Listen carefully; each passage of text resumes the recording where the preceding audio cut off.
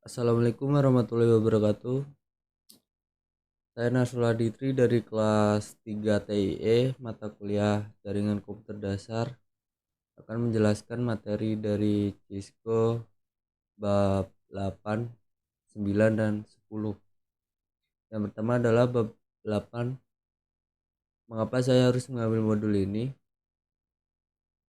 Sekarang Anda mungkin telah memperhatikan bahwa modul dalam kursus ini berkembang dari bawah ke atas melalui lapisan model OSI. Pada lapisan jaringan model OSI, kami memperkenalkan Anda pada protokol komunikasi dan protokol routing.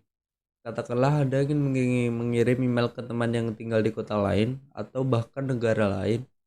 Orang ini tidak berada di jaringan yang sama dengan Anda. Jaringan switch sederhana tidak bisa mendapatkan pesan Anda lebih jauh dari akhir jaringan Anda sendiri. Apa yang dipelajari dalam modul ini yaitu kita akan mempelajari tentang lapisan jaringan. Kemudian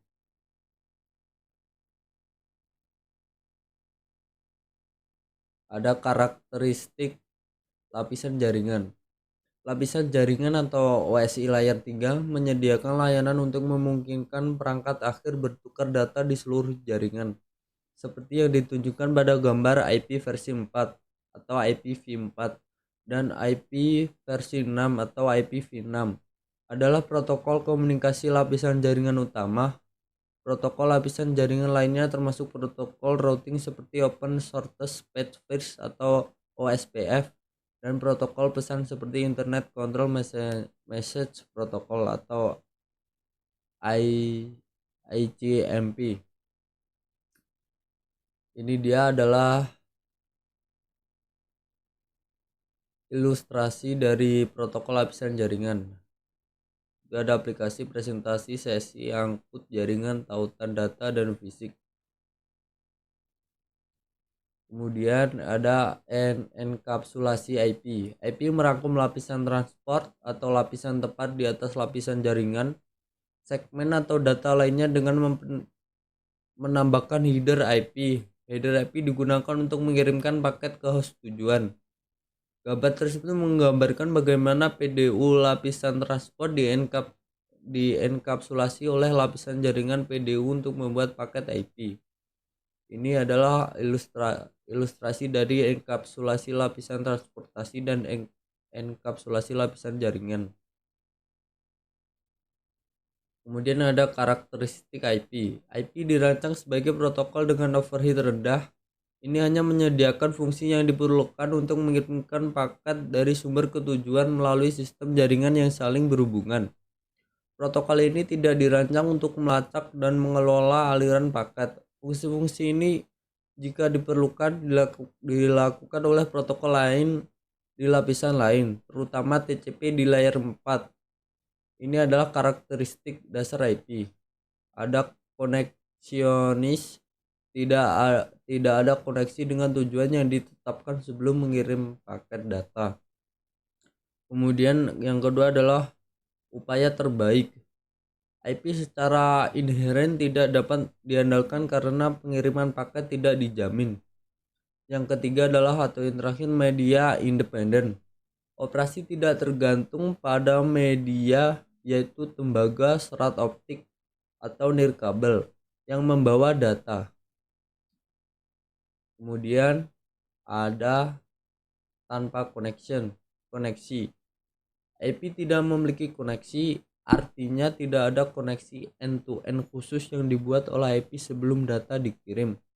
Komunikasi tanpa koneksi secara konseptual mirip dengan mengirim surat kepada seseorang tanpa memberitahu penerima sebelumnya. Gambar tersebut merangkum poin kunci ini.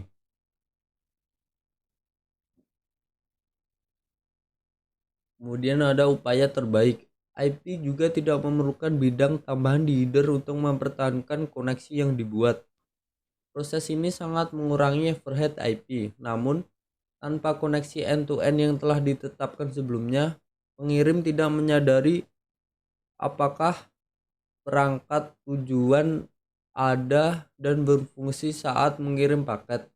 juga tidak mengetahui apakah tujuan menerima paket atau jika perangkat tujuan dapat mengakses dan membaca paket.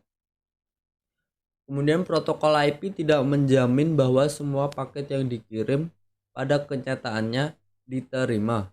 Gambar tersebut menggambarkan karakteristik pengiriman protokol IP yang tidak dapat diandalkan atau upaya terbaik. Kemudian ada media independen. Tidak dapat diandalkan berarti bahwa IP tidak memiliki kemampuan untuk mengelola dan memulihkan dari paket yang tidak terkirim atau rusak. Ini karena sementara paket IP yang dikirim dengan informasi tentang lokasi pengiriman, mereka tidak mengandung informasi yang dapat diproses untuk memberitahu pengirim apakah pengiriman berhasil. Paket mungkin tiba di tujuan rusak, tidak berurutan, atau tidak sama sekali. IP tidak menyediakan kemampuan untuk transmisi ulang paket jika terjadi kesalahan. Kemudian ada paket IPv4. Ada header paket IPv4. IPv4 adalah salah satu protokol komunikasi lapisan jaringan utama. Header paket IPv4 digunakan untuk memastikan bahwa paket ini dikirim ke perhentian berikutnya dalam perjalanan ke perangkat akhir tujuannya. Header paket IPv4 terdiri dari bidang yang berisi informasi penting tentang paket. Bidang-bidang ini berisi bilangan binar yang diperiksa oleh proses layer 3. Kemudian ada bidang header paket IPv4. Nilai binar dari setiap bidang mengidentifikasi berbagai pengaturan paket IP diagram header protokol yang dibaca dari kiri ke kanan dan atas ke bawah, memberikan visual untuk dirujuk ketika membahas bidang protokol.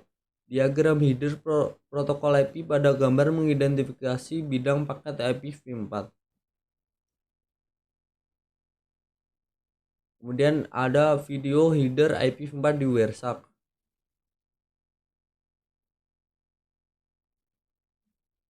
Kemudian ada paket IPv4,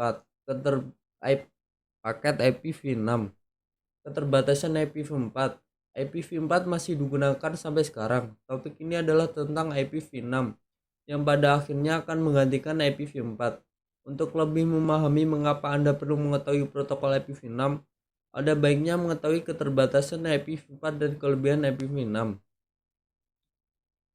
IPv4 masih memiliki 3 masalah utama, yaitu penipisan alamat IPv4, yang kedua adalah kurangnya konektivitas ujung ke ujung, dan yang ketiga adalah peningkatan kompleksitas jaringan. Kemudian ada ikhtisar IPv6. Pada awal 1990-an, Internet Engineering Task Force atau IATF tumbuh khawatir tentang masalah dengan IPv4 dan mulai mencari pengganti. Kegiatan ini mengarah pada pengembangan IPv6. IPv6 mengatasi keterbatasan IPv4 dan merupakan peningkatan yang kuat dengan fitur yang lebih sesuai dengan tuntutan jaringan saat ini dan yang akan datang.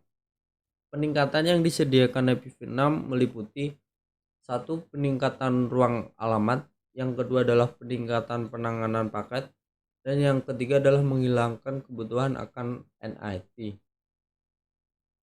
Kemudian ada bidang header paket IPv4 di header paket IPv6. Salah satu perbaikan desain utama IPv6 melalui IPv4 adalah header IPv6 yang disederhanakan. Misalnya, header IPv4 terdiri dari header yang panjang variabel 20 oktet hingga 60 byte jika bidang opsi digunakan, dan 12 bidang header dasar, tidak termasuk bidang opsi dan bidang padding. Untuk IPv6, beberapa bidang tetap sama. Beberapa bidang telah mengubah nama dan posisi, dan beberapa bidang IPv4 tidak diperlukan, seperti yang disorot pada gambar.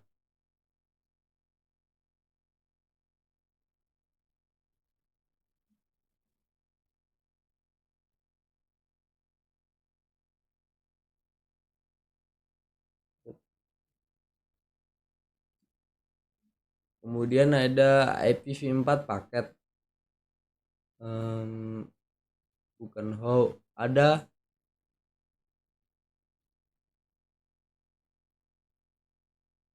ada cara host merutekan keputusan penerusan tuan rumah.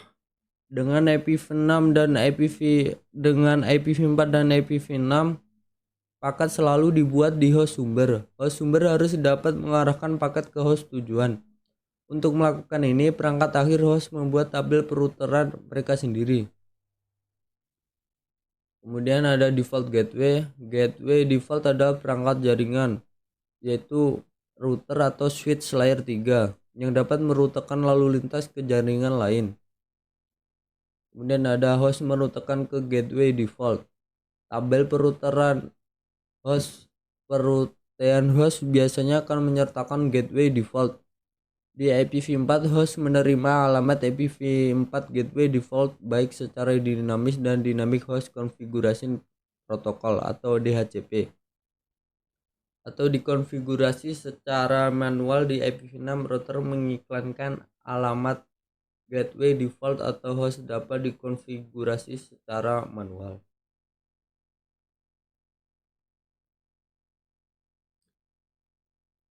Sekian penjelasan bab 8 dari saya. Kurang lebihnya mohon maaf. Wassalamualaikum warahmatullahi wabarakatuh.